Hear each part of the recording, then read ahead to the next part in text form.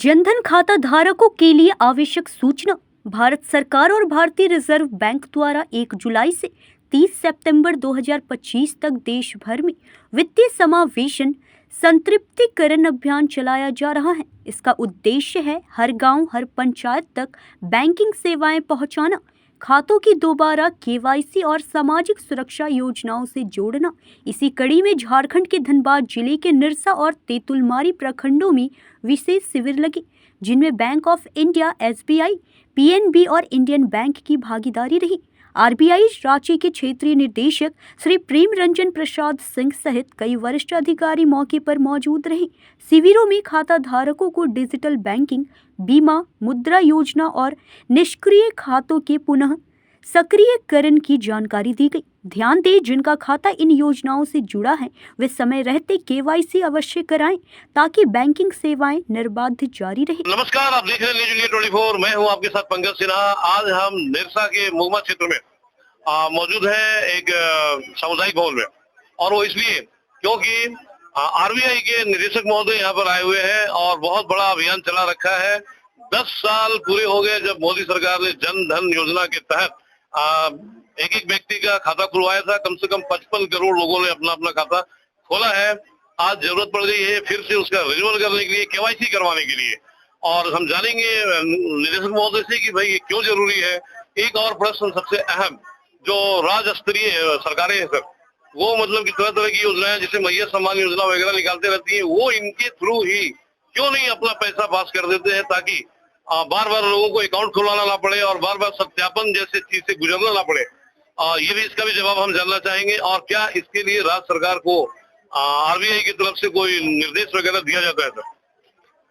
देखिए, पहले तो जो बात आपने कही कि जनधन योजनाओं के खाते की योजना के माध्यम से 55 करोड़ से अधिक लोग इस मुहिम से जुड़े और उनको जो बुनियादी बैंकिंग सुविधाएं हैं उन तक पहुंची, और ये पूरे विश्व में अनूठा उदाहरण है। आप पूरे दुनिया के कई देशों को जोड़ लेंगे तो उनकी आबादी की कुल आबादी से ज्यादा ये संख्या है। तो अपने आप में अभूतपूर्व चीज है जिसको सारे वैश्विक संस्थाओं ने जिसको सराहा है। तो पहली बात तो ये 10 साल जो हो जाते हैं तो दिशा निर्देशों के अनुसार उसमें पुनः केवाईसी कराना पड़ता है। मतलब अपने पहचान और पते की संपुष्टि करनी पड़ती है। तो 10 साल एक अच्छा खासा समय होता है। इस बीच हो सकता है कि कोई इस जगह से दूसरी जगह चले गए हों, तो उनका पता अद्यतन करना जरूरी होता है। आपको ये भी ध्यान होगा कि 10 साल पहले हो सकता है किसी के पास मोबाइल ना हो, अभी वो रिकेवाईसी होगा तो अपने मोबाइल नंबर अगर देंगे तो उससे सबसे बड़ी सुविधा है कि उनके खाते में कोई भी लेन देन होगा तो उसकी सूचना तुरंत एसएमएस के माध्यम से उन तक पहुंच जाएगी। तो एक बड़ी सुरक्षा सुनिश्चित करता है कि आपको अद्यतन आपके खाते में जो भी हो रहा है, चाहे वो कुछ जमा हो रहा हो या कोई राशि कट रही हो, उसकी सूचना आप तक पहुंचती है। तो ये 10 साल के बाद इन अकाउंट में एक बहुत सामान्य सरल प्रक्रिया के जरिए पुनः केवाईसी मतलब अपने ग्राहक को जाने। तो ग्राहक को जानने का कि जो बैंक का उत्तरदायित्व तो होता है कि जिनका खाता उनके पास है उसको वो जान रहे हैं कि वो उनके इलाके में है, उनका पता कहाँ है, उनकी पहचान क्या है, ताकि खाते सुचारू रूप से परिचालित हो। जिस उद्देश्य से वो बने हैं, लोगों को जो उनके लाभ हैं सरकारी, राज्य सरकार या केंद्र सरकार की तरफ से उनके लिए, या फिर उनको जो बचत की राशि रखनी है उसके लिए, ऋण सुविधाएं हो उनके लिए, या जो सुरक्षा बीमा की योजनाएं हैं जो बहुत ही कम प्रीमियम में है। जैसे आप जानते हैं प्रधानमंत्री जीवन सुरक्षा योजना जो है उसमें सिर्फ 20 रुपए प्रति वर्ष है प्रीमियम, और जो जीवन ज्योति बीमा योजना है उसमें 436 रुपए। तो अगर ये दोनों योजनाएं जोड़ें तो कुल मिलाकर पूरे वर्ष में सिर्फ 456 रुपए प्रीमियम है, जो एक अपने आप में पूरे विश्व के लिए उदाहरण है। मतलब ₹1.25 प्रतिदिन के हिसाब से ये राशि पड़ती है, जो बहुत ही अत्यल्प है। और इसके साथ साथ बैंकिंग खातों के साथ एक बहुत बड़ी बात जुड़ी है कि भारत में भारतीय रिजर्व बैंक के सौजन्य से हमारी एक संस्था है DICGC, उसके जरिए से हर खाते में 5 लाख तक की राशि सुरक्षित है। उसका बीमा DICGC की तरफ से होता है और उसके लिए लोगों को एक पैसा भी शुल्क नहीं देना पड़ता है, कोई प्रीमियम नहीं देना पड़ता है। तो एक बड़ी सुरक्षा है आपको बैंकिंग खाते रखने से।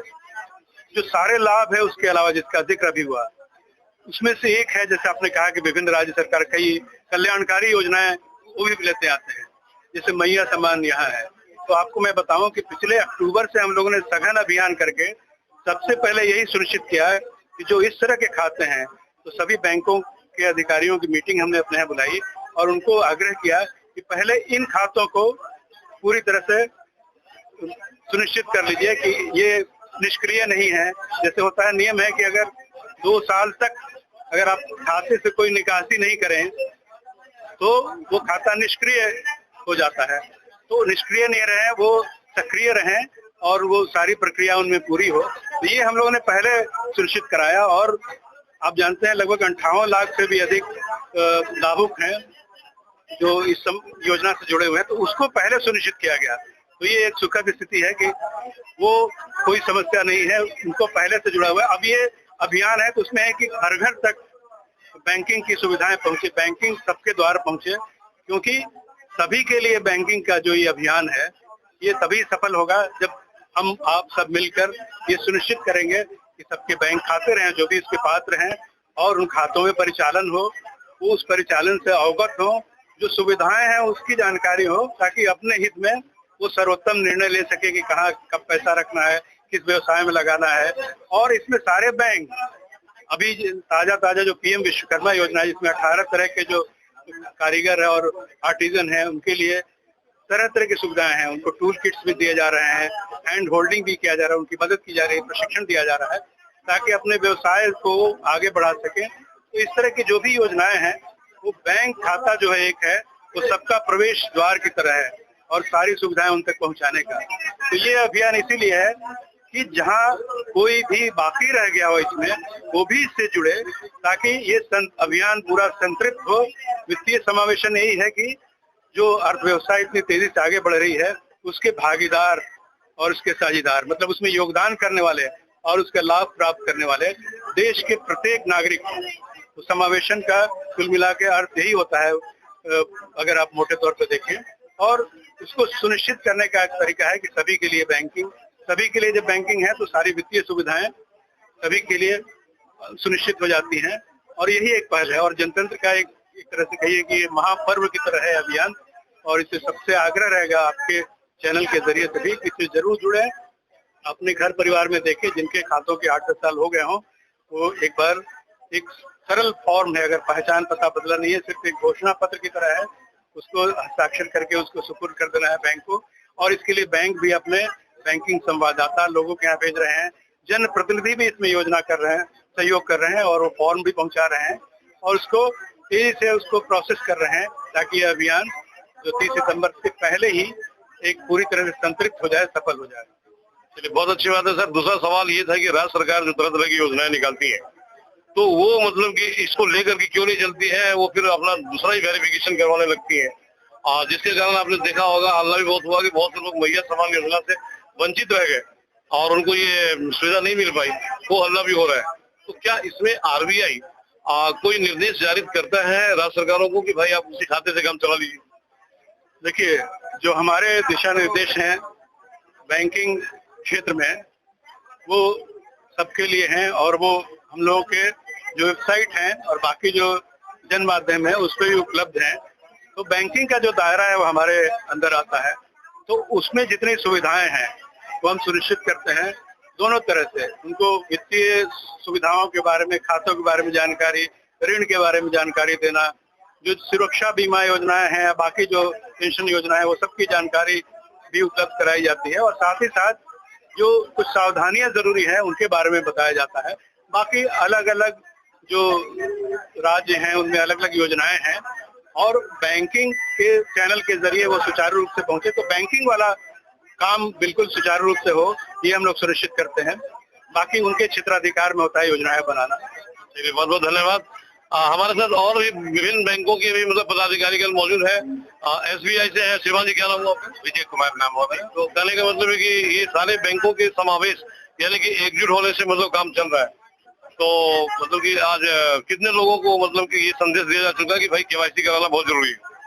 जहाँ तक संदेश का सवाल है, हम लोगों ने कुछ समय पहले ही, 1 हफ्ता पहले ही, जैसे माइकिंग कराना, प्रचार प्रसार करना, ताकि ज्यादा से ज्यादा लोग इस अवसर पर आए और इस कैंप का लाभ लें। लेकिन इस कैंप के माध्यम से और आपके माध्यम से मैं कहना चाहूंगा कि ये जो भारत सरकार का जो जनधन अभियान था, जिसको 10 साल पूरे हो गए, उन खातों का री-केवाईसी, जैसा अभी क्षेत्रीय निर्देशक आरबीआई प्रेम सर कह रहे थे, वो बहुत जरूरी है। क्योंकि 10 साल के बाद किसी का कोई पता चेंज हो गया हो, कुछ और कोई तब्दीलियां आई हो उनके पहचान या पते के माध्यम में, तो वो बैंकों का एक निर्देश है, आरबीआई का निर्देश है, जिसको अनुपालन करना है, ताकि वो खाता सुचारू रूप से, सक्रिय रूप से चलता रहे और उनको जितने उसमें लाभ हो वो मिल सके।